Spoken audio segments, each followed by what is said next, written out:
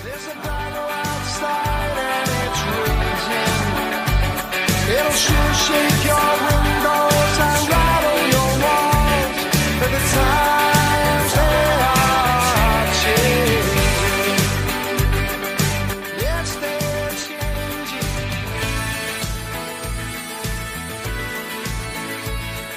Even though this episode actually is dropping in October, the date that I'm recording this is September. This is actually the 5th of September when I'm doing this recording. I'm preparing to head out for Seattle for 6 weeks, so I'm still home right now at the moment. So what I'm actually doing is queuing up a whole bunch of episodes so that they'll drop every Friday and have that consistency. So I'm actually doing this recording, as I say, now in early September, so I don't have any stresses when I'm in Seattle when these episodes drop week in and week out. And one of the things that's interesting about what's going on right now, just yesterday, that is the 4th of September, as I'm doing this recording, the statement on social justice was released by a group of concerned conservative evangelical Christians. The full title of it is actually The Statement on Social Justice and the Gospel for the Sake of Christ and His Church. And this is actually very relevant to the second half of the conversation that Cindy Wang Brandt and I are going to have in today's episode. This is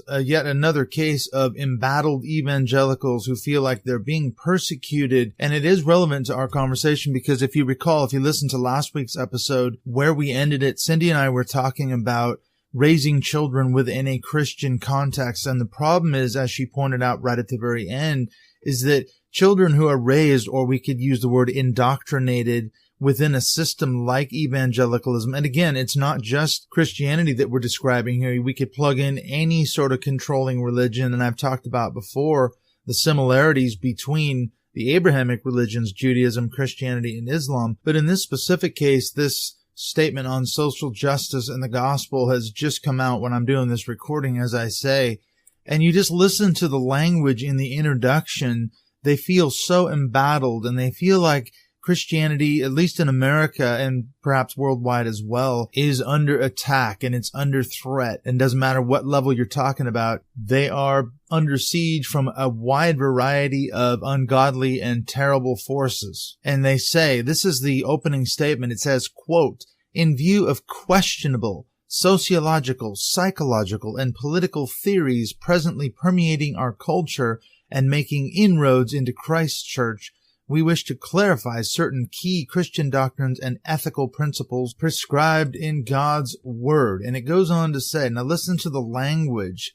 Why is this so important to these evangelicals? Well, they say, quote, "Clarity on these issues will fortify believers and churches to withstand an onslaught of dangerous and false teachings that threaten the gospel, misrepresent Scripture, and lead people away from the grace of God in Jesus Christ," end quote. And you can just hear the language of fear and being under attack, being under siege. The whole wording of just that little bit of the introduction I read you is just filled with that type of rhetoric. They say the Bible's teaching on these subjects. What subject? Race, ethnicity, manhood, womanhood, human sexuality. They say it's being challenged everywhere. And because this is so important to them, this is why they believe they're being persecuted. They say we have to uncompromisingly reassert and defend the doctrine of God's Word at every point. Why? They say, quote, "There is every reason to anticipate that these dangerous ideas and corrupted moral values will spread their influence into other realms of biblical doctrines and principles," end quote. And the whole statement is filled with, it's written in the language of affirmations and then denials. So they affirm one thing and then they deny what they believe is the opposite. And I'm going to get more into this a little bit next week in the episode with Dr. Josie McSkimming, because we're going to be talking about fundamentalism and the hallmarks of what fundamentalism does to people in terms of their mental health and psychological and sexual development. So what does that document on social justice written by a bunch of concerned, embattled evangelicals, what does that have to do with my conversation with Cindy? Well, to me, it should be obvious that the evangelicals, because they feel so embattled, this is why they think it's so utterly, ultimately important to raise your children in a godly Christian environment because of these pernicious teachings that are creeping into the church, and they're going to dilute and they're going to dissolve the pure Orthodox Christianity. So now more than ever, it's more important than ever, they think, to raise your children in this environment. And they would not at all, in any way, shape, or form, see it as predatory. They see it as their godly duty as Christian parents to raise their children in this environment. But as we're going to talk about with Cindy, she realized that it is actually predatory, or it can be predatory. Now, of course, they wouldn't see it that way. But as I say, they believe they're doing all the right things for all the right reasons. Where we ended it last week, we were talking about this predatory parenting of evangelicalism. And that's obviously quite a controversial thought, that raising your kids within a Christian or religious, overtly religious context might be predatory, and it might be damaging to their psyche and their emotions and their sexual development, and on and on and on. But the fact is, when you look at adults that have come out of this system, people like myself and just so many others in the ex-evangelical or ex-evangelical, ex-fundamentalist community, there is reports of depression and anxiety and PTSD and all kinds of sexual hang-ups and on and on and on. It's virtually a laundry list of problems and issues that we have to deal with as a result of our upbringing within evangelicalism. And that is why this is such an important topic to discuss, especially if you're a parent who's deconstructing yourself, your own beliefs, deconstructing your relationship with the church. How do you then raise your children in such a way that allows them the autonomy to make their own spiritual choices and explore spirituality? Because spirituality is very important. We're not going to deny, I wouldn't say that spirituality isn't important. I think a lot of people maybe go too far the other way with it and say, okay, now that I've walked away from the church, I've got to shut off all that side of myself, because the spirituality that you encountered within evangelicalism was so toxic, or in terms of your upbringing, like myself, very toxic, very damaging on many, many levels. But I think we need to learn to embrace spirituality, whatever that looks like. And there's a lot of different paths that we can explore. So I hope you enjoy this conversation, part 2 with Cindy Wang Brandt. I'm going to talk a little bit more after the episode about ways you can get a hold of myself and Cindy as well, and how you can support the work of Mindshift Podcast on Patreon. And I'm going to talk about some of the bonus content that's becoming more and more available. So without further ado, let's go on into part 2 with Cindy Wang Brandt. Let's finish our conversation about deconstructing the predatory parenting of evangelicalism, part 2.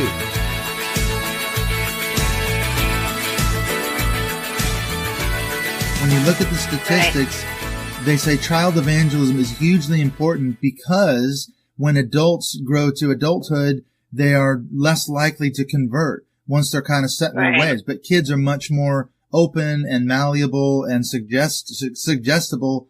And therefore, that's why children's church and children's ministry and camps and youth groups are so important, because we got to get them while they're young. And so it's a massive part of the evangelical system, isn't it? Yeah. It's basically preying on the vulnerability of a child who's yet to develop fully their cognitive processes and able to defend themselves against teachings that might be abusive. Well, just look at the purity culture teachings, for example. That's a big, huge one right now, isn't it? People have been shedding more and more light on this purity culture teaching within evangelicalism. What they're telling their children, they have to pray for their future spouse, and they have to remain virgins all their life until their wedding night. And that's God's plan for them. And they put this burden on kids that drives them crazy. On girls, especially. Telling girls that they have to dress modestly, and if they show too much thigh or cleavage or whatever, they'll cause a man to stumble. And actually, I've heard things where if a woman or a girl gets raped, it's probably her fault for leading the man astray. And I mean, that kind of stuff comes out of the church. It does. And you can't I can't imagine the psychological, sexual, emotional damage that it would do to a young girl or young boy growing up in such a system. Right. Yeah. And a lot of what we've been talking about, purity system is not just about sex either. It's about everything. It's very black and white. You're either pure or you're completely tainted. You're impure. Right? Yeah. Again, that binary thinking. Right. Yeah. the binary is such a problem. I recently got to interview my friend Mihi Kim Court, who wrote a book about queering our faith, and she used her own story coming out as queer, but to also relate it to the larger faith conversation of how queering our faith allows us to expand our view of what it means to be faithful, and is trying to counteract this binary thinking. It's really good. I recommend it. Yeah, it sounds really interesting. I'll have to take a look at it. Well, what would you say your faith journey, where has it taken you now? You say you've deconstructed, you've certainly walked away from evangelicalism, and you're certainly more critical of it. You've gotten some serious pushback on Twitter, at least, for sure. But where would you say you're at now? Because one of the things that's fascinating to me is talking to ex-evangelical people. I've discovered there's a wide spectrum of paths, I guess you could say, that people go down, everywhere from still remaining what they would consider some form of Christianity, all the way to going down the angry atheist route, the angry theist route. So many possibilities that people go down. Where would you kind of describe yourself on that spectrum? Yeah, I don't know. I think I've only recently started identifying as an ex-evangelical, because for a long time I held on to the label not because I still believed in the tenets, but because I felt like I was responsible to evangelicalism, because I was part of the system for so long and it's all I knew, and it was that I felt like I needed to fix it, that it was my problem to fix. I did the same thing. That's why I started this podcast originally, as I was saying before. I started this podcast as a way to speak to the system as someone who wanted to reform it from outside. And I realized that wasn't working and people didn't want to hear it. So I just kept on to deconstructing, and that's how I ended up where I'm at now. So yeah, I know exactly. I mean, I think it can sometimes be patronizing. Oh yes. Because sometimes people, they don't want to hear you they don't want you to fix them. And I'm not sure if I tried to do that, but yeah, I feel like there's certainly, I definitely went through a phase where I tried to convince people, no, not all Christians are like that. You know, there are other ways to be Christian. And now I can see how that could be a little obnoxious. Yeah. Yeah, I would say that I'm still on my journey. I'm not sure where it's leading me quite yet. So I'm definitely identifying as an ex-evangelical because that is my past and that's my story. And I still feel like I have to bring that shade of who I am into my work now. But I think I'm all about making space for everyone to wherever they end up. You know, because I feel like I can almost relate to every path because I've maybe considered it myself. Exactly. And I think the main thing is I don't feel like I have to find a label for myself right this moment. Not because I think I'm above labels. It's just not a priority for me. Do I really need to say, am I still a Christian or not a Christian? Or am I an evangelical or ex-evangelical or progressive? I think in terms of my career and my branding, I'm probably more in the progressive Christian strand just because that's what I know best, right? Yeah, we're coming out of that I know system. Christianity really well, and I have progressive values. So that's who I am, and so that fits well with me in terms of what I can offer the world, how I can serve others and help people. But personally, I don't feel a strong compulsion to box myself in anywhere at the moment. So it doesn't really matter because I can call myself a Christian and there's lots of people who are happy to say I'm not.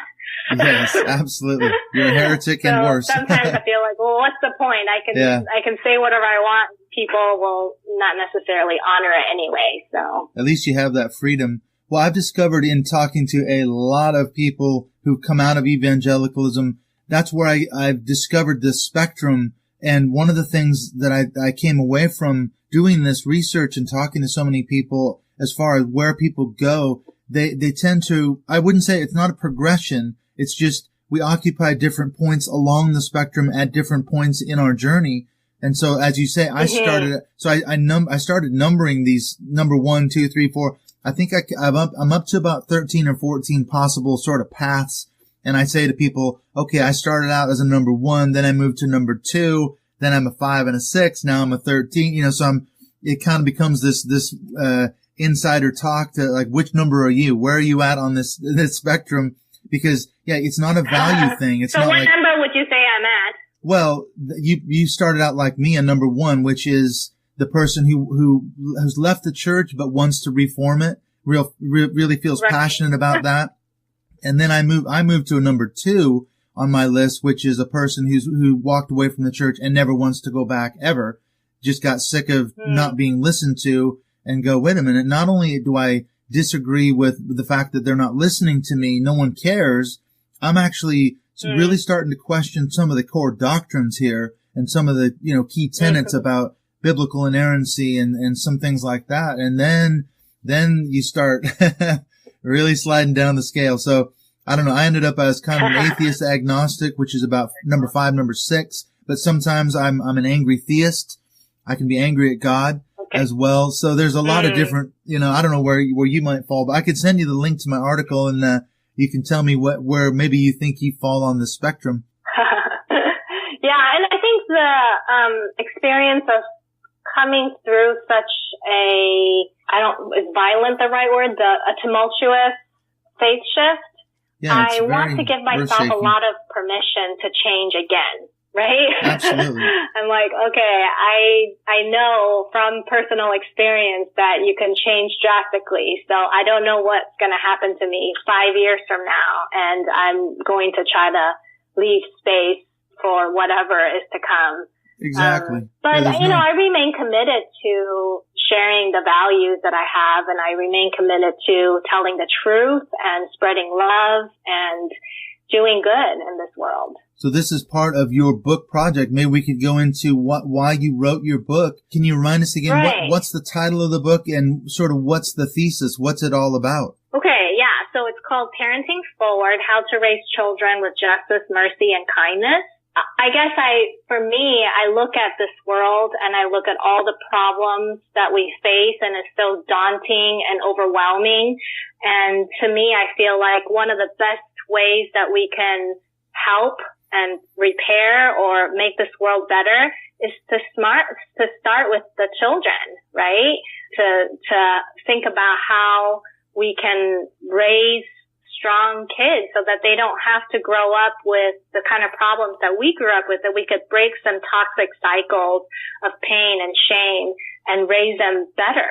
And so that's the premise of my book. And it's divided into sections. I talk about honoring children's physical and emotional and spiritual autonomy. And then the second half of the book is about how we can partner with our children to do justice in the world. So I talk about homophobia and sexism and racism and how we can raise our kids into these values for equality and love.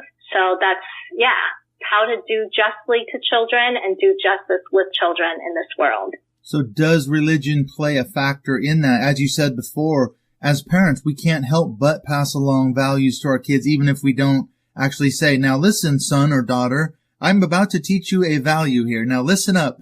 We just live our lives and they're very good at observing. Yeah. It's funny because my daughters, I have 2 daughters, and they said I was cheap. I was growing up when they were growing up. I never spent any money, but now that they're out on their own, they're so cheap. It's unbelievable. And I say, okay, you always criticize me for being cheap and I never spent any money. But now that you've suddenly discovered how expensive it is to be on your own, you become awfully cheap. So they picked up that value pretty handily. I think I never said, no, you need to be cheap. You don't spend any money on anything.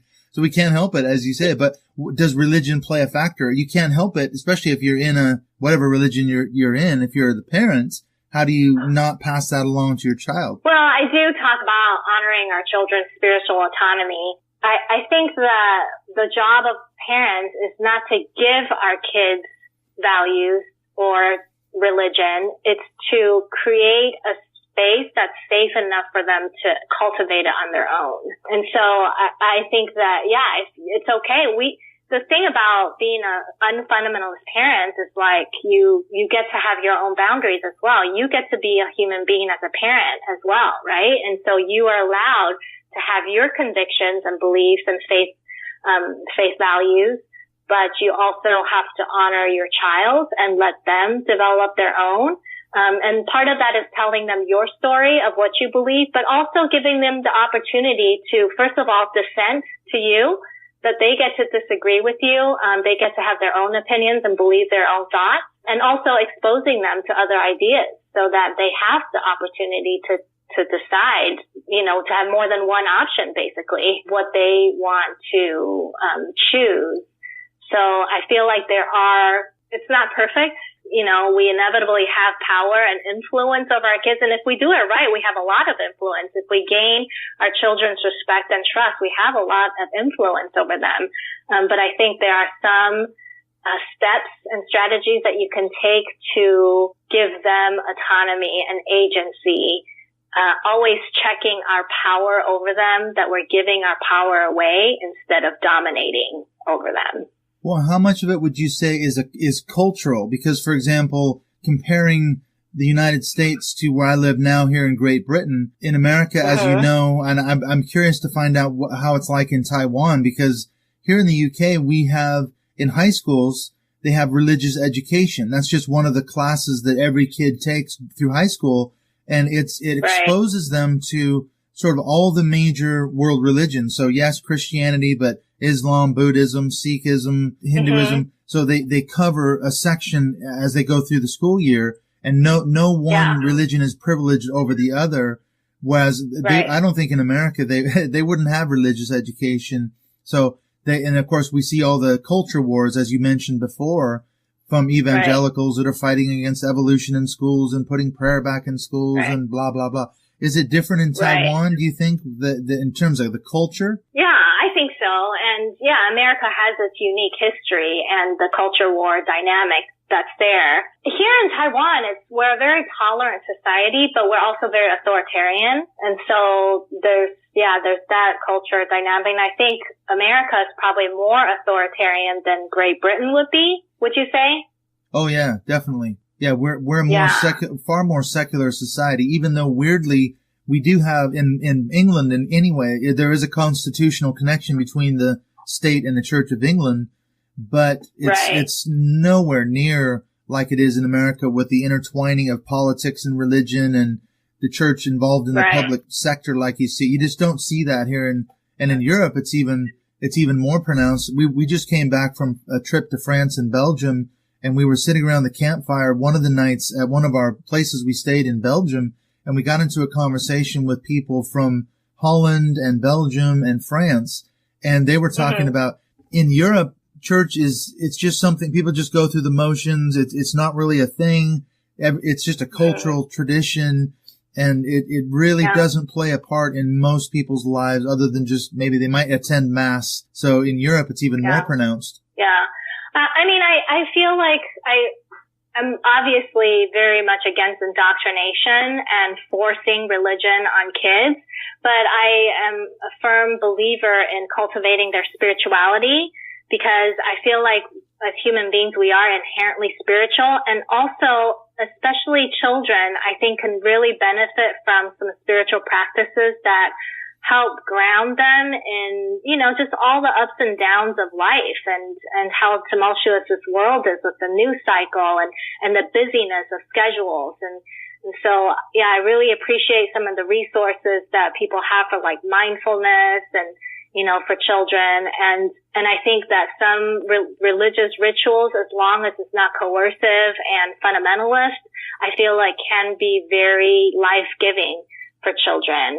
So I do include spirituality in my book, Parenting Forward, because I think it empowers. I think healthy spirituality empowers children to live more fully themselves, whereas toxic spirituality does the opposite, right? It takes away their agency. And introduces a lot of potential trauma, as we talked about. That's the thing, isn't it? Is you go, okay, we need to, as parents, we need to create a space for our children without indoctrinating them, or as you say, being predatory. That's hugely important, isn't it? Because we don't want a bifurcation between the spiritual and the physical realm. That's not healthy either, is it? Like you say, spirituality is very important, whatever that looks like for every person. So we don't want to deny that side of the child. So I'm curious to find out how do you do that as a parent? What are some ways to sort of create that space, as you say? How do you do that? Yeah, I think the important thing is to follow your child's lead. I think as evangelicals, we were raised to think that we knew more, right? That we were the authority, we were the religious authority, and that pastors, parents, Sunday school teachers knew better than the child.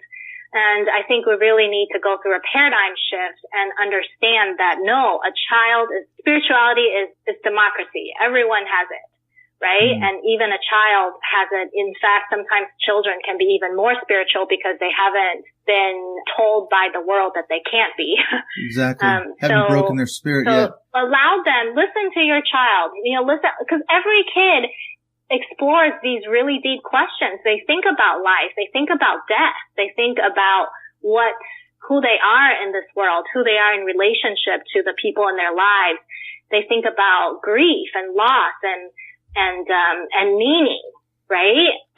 If you give your child the opportunity, they will express those questions. And I think it's really important to give them that opportunity. And sometimes I think it's good to give them the language to express those questions. They can maybe feel a certain way, but they don't quite have the words for it yet. And I think a supporting role that we can have as parents is to give them that language. Maybe a book about God, or a book about nature, or whatever tradition it is that you're used to. You can maybe introduce that as just like a vessel for them to express their spirituality. Well, that's a really good point you make about kids, that they're asking these questions, or at least thinking about them, maybe not expressing them. Going back to the American context, we have a whole generation right now of kids that are growing up in public schools. Every day they go off to class, there is the very real possibility of a school shooting. And it's happening all the time. And it's this is the generation that it's happening to, and it's been happening for a long time. So they're expressing, hey, I could die going to school today. I could get shot by one of my classmates. That is, I can't imagine the trauma that a parent and the child goes through, sending your kid off to school thinking, am I going to see my son or daughter today?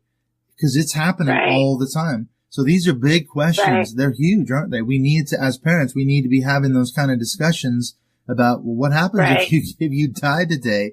I can't imagine having that discussion with my daughter or son, but it's hugely important. Yeah, and we're learning so much more about mental illness and emotional intelligence and all these things. And so I think it's important to have conversations with our kids and stuff like political issues like gun violence and all these things that impact the children. I think it's important to empower them to raise their voice, that they get to have a choice and a voice in what kind of world they're living in. And that's why these, the Parkland teens were so inspirational, because they did use their voice to say, we don't deserve to live this way. Exactly. I think a big part of Parenting Forward, what I talk about in my podcast and my book, is that we have to empower our children. We have to give them access to spaces like protests and allow them to speak and to write and to use their voice in one way or another to demand a world that they deserve to live in. Exactly right. And look at some of the statements that came out, as you said, from the kids who survived the Parkland shooting. They are so angry at the adults who created this system, who are beholden to certain political factions and lobbying groups and things like that have ensured that this kind of thing will keep on happening. And they're not doing anything to curb it, to stop it, to slow it down. And it's just going to keep happening. So yeah, they're pissed off, and rightly so. And their voices are slowly starting to be heard, even though some of them have been quite vilified by the media and other certain right-wing groups. So yeah, what a world we're living in. I mean, it's just, I can't imagine being a kid today, growing up today, certainly in America. We feel very fortunate that our kids have grown up in high school and post-high school outside of America, so we can kind of look at it from the outside. I don't know if you feel that way in Taiwan, looking at America from the outside. I don't know if it's changed your perspective on life in the States, because you did live in America for a while, didn't you? Yeah, in college and seminary, a lifetime ago. A lifetime ago, yeah. I wondered too. I think about the person I was back then, and I wonder who the hell was that guy? I don't even know who that person was. Mm-hmm. This pastor, this guy that was in Bible college and seminary. I was going to change the world, man. Like you, I was going to be a world changer. I was going to go out there and be a force for God and a force for good and all the rest of it. And now I look back and I think, whoa, what was I doing? But I was doing the best that I thought I knew how at the time. That was what I was supposed to be doing. Right. I was putting my gifts to use. Well, I appreciate that about young people. You know, I like that optimism and that desire to change the world. I want to keep that. I do wish that it wouldn't be so misguided. Yeah. Well, the church is doing that. Support, but I do like the earnestness of young people. We need that enthusiasm. Exactly. Before the world destroys their spirits, we can hopefully have some positive influence in there. How can people get a hold of you? You said you have a podcast as well. What's the best way for people to get a hold of you and listen to your podcast? What's your Twitter handle, and what's your podcast called? My podcast is also called Parenting Forward. It's pretty new. I just launched in July. So I would love for everyone to go check that out. It's on iTunes and wherever podcasts are available. And then you can find me on my website at cindywords.com, and there's my social media handles are all on the website, and as well as my podcast and my blogs. And yeah, I would, look forward to my upcoming book in February, Parenting Forward. Yes, so that's going to be coming out, I'm assuming, on Amazon and everywhere else that fine books are sold, as they say, so people can check out your book. I think it's a really important thing to talk about, isn't it? As we've been saying, how hugely important it is for parents to raise their kids in an environment of support and, as you say, giving them the space to kind of explore. That's a whole new thought, because I was going to say, when I was a kid, I was raised, as you were talking about, in this fundamentalist system, and my parents were taught that you have to, spare the rod, spoil the child. And so they were told that spanking is ordained by God, and the goal of spanking is to break the child's will, so he or she doesn't continue to sin. So they absolutely knew best. Awful. That was the system. It was the Bill Gothard Institute and Basic Youth Conflicts that we were raised in, and that's what he taught. Parents knew best because that was the God-ordained system, and you spank the child till they cry, and once they start crying, you've successfully broken their will, and it's an abusive system. It really is. It is. And so, I was raised in it. I hope you weren't raised in such a terrible system, but I got many thousands of spankings growing up, but it didn't help me it didn't break my will to keep, stop sinning. So the system didn't even work. I think it's been very well documented that spanking damages a child. And so I hope more ways people than one. stop. Yeah, you can't actually raise a kid without spanking. I think we hardly ever spanked our girls.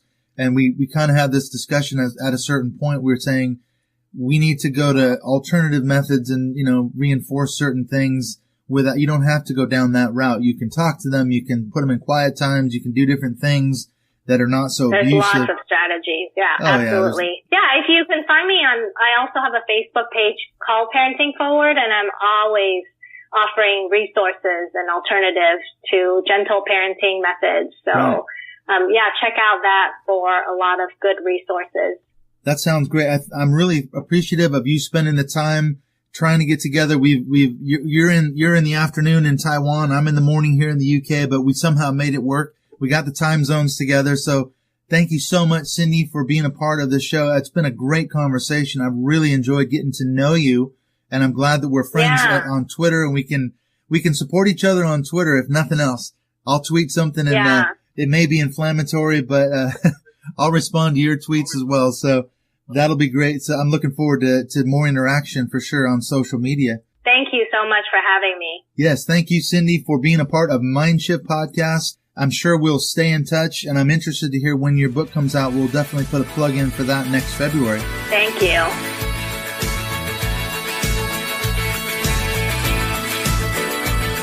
I really appreciate what Cindy said in this episode. She said, give yourself permission to change again. Give yourself freedom and space and time. And this is something that's really been hitting me a lot lately as I've been talking to some of the guests, in particular David Hayward. I learned a lot from talking to him. And he said that deconstruction, yes, it's scary and it's threatening. And he described the journey of deconstruction as basically someone going under the knife without anesthetic, and parts of us are getting lopped off. But these parts, yeah, it's painful and it's scary. And these parts we think are absolutely necessary because they formed our very identity when we were still in the system, as Cindy said, and we feel beholden to it because we were part of it for so long. If you're like me, that is, raised in the church and such a part of the system in ministry and all the other aspects of it. But you know what David says is that, yeah, it's painful, it's scary, it's frightening, but it's necessary. It's going to hurt, absolutely. And it's going to take the rest of our lives to process and deconstruct from all the nonsense that we went through and all the crap that we had to deal with. But the key thing is now, what do you do in terms of reconstruction? How do you reconstruct? How do you form a new sense of identity? And I think it's important what Cindy said is you've got to give yourself that space. Give yourself freedom, because you don't have to pigeonhole yourself and say, well, I'm not this anymore, but I'm now this, and I can never change again. And part of that, too, is processing and dealing with all the stuff that was in our past. And this is, again, something that David Hayward said, is that you can't start reading a person's life from the moment of deconstruction.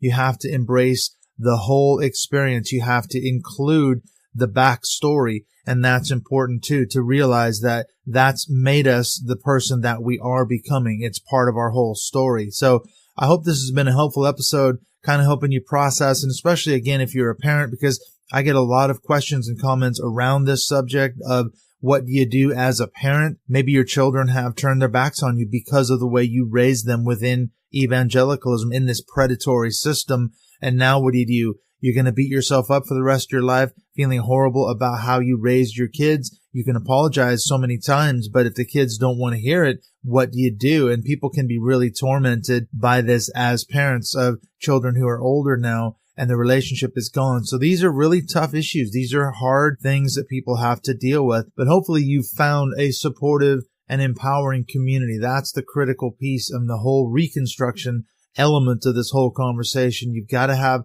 a community around you that supports you and loves you and gives you encouragement and gives you space and time. And according to David Hayward, those are the things that help empower us to heal ourselves in a way, that support from a community. So this is what this podcast is all about. It's about connecting people from literally all over the world. Look at how we've traveled. We've gone from the Great White North of Canada with David Hayward a few weeks ago. Now we're in Taiwan with Cindy Wang Brandt. And then next week, we're going to be jetting down under to Oz. We're going to be talking with Dr. Josie McSkimming from Sydney, Australia about fundamentalism. So the fact that we're talking to people literally from all over the world. I've had guests on this show from all over the place, all over the world. It shows you the global impact of evangelicalism all over the world and the damage that it can do on so many levels to so many people from all kinds of walks of life and from many, many countries around the world. This is certainly not something that's confined to just the American context. So I hope you've enjoyed my conversation this week and last week with Cindy Wang Brandt. I'm looking forward next week, as I say, to bringing you part 1 with Dr. Josie McSkimming from Australia. I will say, too, that if you want to follow me on Twitter, you can find me at Mindshift2018.